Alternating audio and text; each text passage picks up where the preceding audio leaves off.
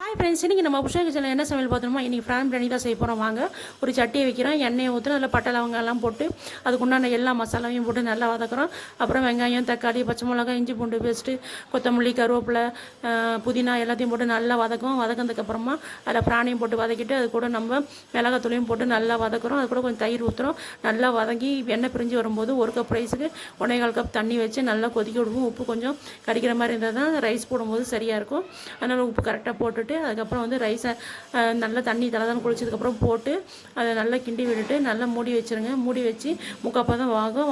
ஆனதுக்கப்புறமா நம்ம அதில் கீழே வந்து தவா வச்சுட்டு அது மேலே டபரா தூக்கி வச்சுட்டு அதுக்கு மேலே நம்ம ஒரு வெயிட்டை வைக்கணும். வச்சு நல்லா தம் போடுங்க. தண்ணியெல்லாம் வற்றதுக்கப்புறம் மறுபடியும் திறந்து அதில் ஒரு 3 ஸ்பூன் உங்களுக்கு தேவையான அளவுக்கு நெய்யை ஊற்றிட்டு அது மேலே வந்து புதினாவும் கொத்தமல்லியும் தூவி இறக்குனீங்கன்னா நம்மளுடைய பிரியாணி ரெடி ஆகிடும். நம்ம சேனல் பிடிச்சிருந்தா லைக் பண்ணுங்கள், ஷேர் பண்ணுங்கள், கமெண்ட் பண்ணுங்கள், சப்ஸ்கிரைப் பண்ணுங்கள். Thank you friends.